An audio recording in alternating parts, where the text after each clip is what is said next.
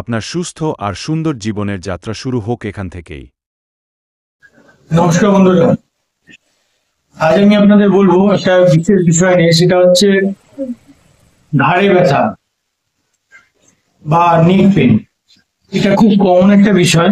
আমাদের দেখা যায় যে ঘুম থেকে উঠেই সকালবেলায় ঘাড়টা খুব যন্ত্রণা করছে, বা কখনো দেখা যায় যে আমরা কাজ করতে করতে করে ঘাড়ে পর্যন্ত যন্ত্রণা করছে, ঘাড় তুলতে পারছি না, ঘাড় ঘোরাতে পারছি না, এরকম হয়ে যায়। এটা প্রায় আমাদের দেখা যায়। এবং এই ঘাড়ে যন্ত্রণার বিভিন্ন কারণ থাকে। এটা হচ্ছে আমাদের অনেক সময় দেখা যায় যে আমাদের যে ভুল পশ্চাৎ থাকে, ঠিক মতো আমরা কাজকর্ম করতে গিয়ে ঠিক মতো পশ্চাৎ থাকি না, সে কারণ হতে পারে।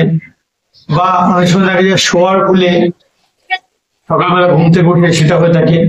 আবার কখনো কখনো কোনো অ্যাক্সিডেন্টের কারণে সেই অ্যাক্সিডেন্টের পরবর্তীকালে শরীরের হাড়ের মধ্যে কোনো অংশে ডিসলোকেট হয়ে গেলে বা কোনো অংশে বেশি আঘাত লাগলে পরবর্তীকালে এই যন্ত্রণাটা থেকে যায়। তো এই সবগুলোই ঘাড়ের যন্ত্রণা, কিন্তু এই যন্ত্রণাগুলোকে আমরা বেশি হলে কি করি, আমরা বিভিন্ন পেন কিলার খেয়ে এটাকে কমাই। কিন্তু আজ আমি বলবো যে এই ঘাড়ের যন্ত্রণা যেটা আপনি কিছু এক্সারসাইজ বা ব্যায়ামের মাধ্যমে পুরোপুরি রিলিভ করতে পারবেন।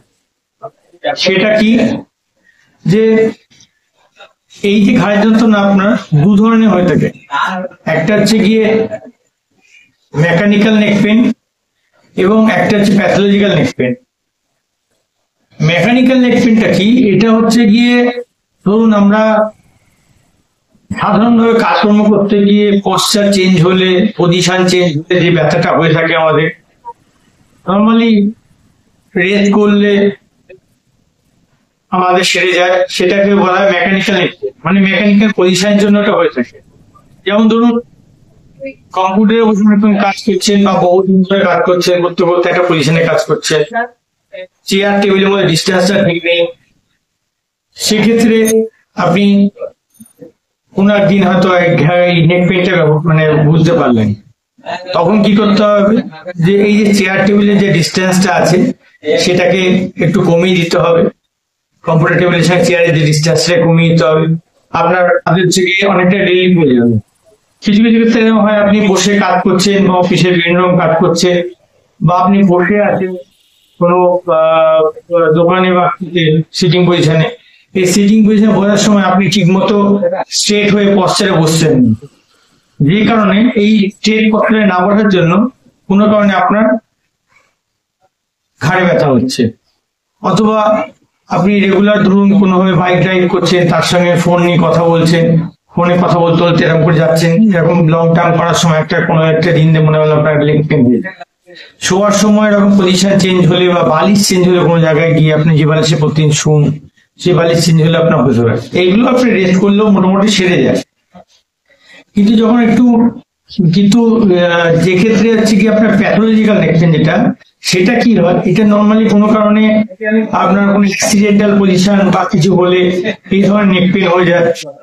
বা এই যে নেক পেনটা যেটা আছে সেটা আপনি কোনোভাবেই আপনি কমাতে পারবেন না। ধরুন আপনি রেস্ট করলেন, তাও আপনি রেস্ট পজিশনে তাও আপনার পেন হবে। আপনি কাজকর্ম করছেন, কাজের মধ্যে রয়েছেন, তার মধ্যেও পেন হয়ে থাকবে। এবং এই নেক পেনটা নর্মালি সার্ভাইকাল স্পন্ডাইলাইটিসের জন্য হয়ে থাকে, বা ডিস্ক কোনো কারণে কোল্যাপস হয়ে গেলে, সেটা অ্যাক্সিডেন্টালি কারণে হোক বা যে কোনো কারণে হোক আপনার যদি হয়ে যায়, সেক্ষেত্রে কিন্তু এই প্যাথোলজিক্যাল নেক পেন হয়ে থাকে। প্যাথোলজিক্যাল নেক পেনটাকে আপনার প্যাথোলজিক্যালি ঠিক করতে হবে। এটাকে ঠিক করার জন্য আপনাকে নর্মালি হচ্ছে কিছু ফিজিওথেরাপি কিছু টেকনিক করতে হবে। আপনার কোন এক্সপার্ট ফিজিওথেরাপিস্টকে দিয়ে আপনাকে ফিজিওথেরাপি করলে তবেই নেক পেন থেকে রিলিফ পাবে। তবে নর্মালি মেকানিক্যাল নেক পেন যেটা বললাম, আপনার স্বাভাবিকভাবে আপনার পজিশনের জন্য বা আপনার কাজকর্মের ভুলের জন্য আপনার হয়ে থাকে, সেটা কিন্তু আপনি নর্মাল এক্সারসাইজের মাধ্যমে সারাতে পারবেন। যেমন বললাম আপনাকে যে আপনি কম্পিউটারে বসে দীর্ঘক্ষণ কাজ করেন, তো কম্পিউটারের টেবিলের সঙ্গে আপনার যে ডিস্টেন্স সেটাকে মেনটেন করতে হবে আপনাকে, প্লাস আপনাকে সোজা পশ্চারে বসতে হবে, এইভাবে বসতে হবে, উঠতে হবে। এবং যদি আপনি অনেকক্ষণ ধরে একই জায়গায় বসে কাজ করেন, তার জন্য ঘাড় ব্যথা হয়ে থাকে, তাহলে আপনাকে মাঝে মাঝে উঠে গিয়ে একটু ওয়াকিং করে এসে আবার পজিশন, সিটিং পজিশন চেঞ্জ করে তারপর আপনাকে বসতে হবে। এইভাবে যদি কখনো লং টার্ম ধরে একইভাবে কাজ করতে থাকেন, আপনাকে মাথা তুলে ঘাট থেকে দূরে কিছুটা দূরে জিনিস দেখতে হবে, বা 15 মিনিট দেখে আবার মাথা নিচু করে আবার কাজ করতে লাগবে। এগুলো করলে আপনার এটা ঠিক আছে। তার সঙ্গে সঙ্গে কিছু আমি একটা এক্সারসাইজ কিছু বলবো, 5টা এক্সারসাইজ বলে দেবো, যেটা আপনি ঘাড়ের ক্ষেত্রে যদি আপনি রেগুলার করতে পারেন তাহলে এই নেক পেন আপনার কোনোদিনই হবে না। প্রথমত বলবো যে কিরকম, আপনি চেয়ারে বসলে আপনার এই দুটো হাতকে নর্মালি আপনার পেছন দিকে এরকম করে দিলেন, দেখা যাচ্ছে ওই যে আপনার দুটো হাতকে পজিশনে দিলেন, পেছন দিকে দুটো হাতকে জড়ো করে আপনার পজিশনে এরকম দিলেন, দিয়ে আপনি আপনার যে মাথাটাকে পেছন দিকে চাপার চেষ্টা করবেন, আর হাত দিয়ে আপনি মাথাটাকে সামনের দিকে চেষ্টা করবেন। তো পজিশনটা কি হলো, আপনি আপনার মাথাটাকে নিজে থেকে পেছন দিকে জোর করে চাপার চেষ্টা করবেন, কিন্তু হাত দুটো দিয়ে আপনি মাথাটাকে সামনের দিকে আনার চেষ্টা করবেন। এইভাবে আপনি 10 থেকে 12 সেকেন্ড থাকবেন। 1 2 মানে এরকম করে 1 2 3 4 5 6 7 8 9 10 11 12, ব্যাস ছেড়ে দিলেন। এই যে পজিশনটা একটা করলেন, এটা একটা ব্যায়াম গেল, এটা একটা এক্সারসাইজ গেল। আপনি আপনার মুখে বাঁ সাইড, লেফট সাইডে, এই লেফট সাইডে লেফট হ্যান্ডটা রাখলেন, লেফট হ্যান্ডটা রেখে ডান দিকটা থেকে মাথাটাকে আপনি করে এইভাবে চাপ দিতে থাকলেন, আপনার মাথাটাকে নিজে থেকে চাপ দিতে থাকলেন, আর লেফট হ্যান্ড দিয়ে আপনি কি করে মাথাটা সোজা করার চেষ্টা করলেন। তার মানে আপনি নিজে থেকে আপনার মাথাটাকে লেফট দিকে চাপ করতে দিতে লাগলেন, মানে বাম দিকে চাপ দিতে লাগলেন, এবং বাম হাত দিয়ে আপনি মাথাটাকে ডান দিকে চাপ দিয়ে রাখতে লাগলেন।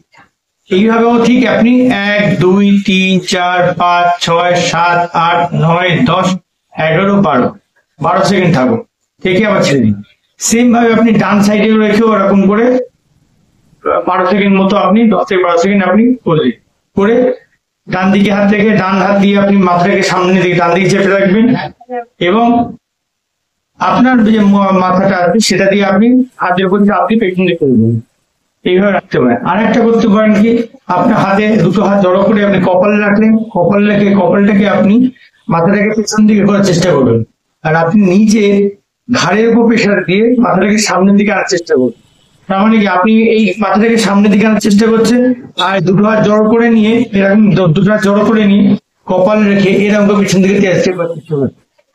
এইভাবে আপনি 10 সেকেন্ড করলেন বা 12 সেকেন্ড করলেন, করে ছেড়ে দিলেন। এটা হচ্ছে 4 নম্বর। আর 5 নম্বর পজিশন হলো, আপনি দুটো হাতকে জড়ো করলেন, এরকম রাখলেন, এরকম রেখে আপনার টুথলি মাঝখানটা জড়ো করলেন, এবার দুটো হাতে এই জায়গাটা কিন্তু স্থির থাকবে। এরকম করে আপনার মাথাটাকে আপনি পেছন দিকে করার চেষ্টা করবেন, এরকম।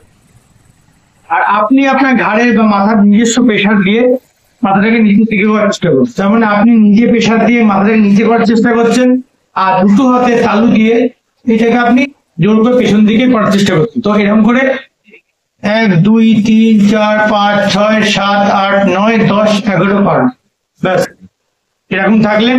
এইরকম করে এই যে সেটটা, প্রত্যেকটা ব্যায়াম ধরে আপনি যদি 5টা একবারে করলেন, এটা একটা সেট। এরকম করে যদি আপনি সকালবেলা মর্নিং একটা সেট করতে পারেন, সারাদিনে একবার করলেই যথেষ্ট। তবে দুবার, যাদের প্রবলেম বেশি হচ্ছে তারা দুবার করতে পারে। এটা করে দেখুন, আপনার যাদের নেক পেন আছে, সমস্যা আছে, তাদের তো ঠিক হয়ে যাবে। আর যারা এই এক্সারসাইজটা সারাদিন একবার করতে পারে, তাদের পরবর্তীকালে এই নেক পেন হওয়ার চান্সও কমে যাবে। সুস্থ থাকুন, ভালো থাকুন, নমস্কার।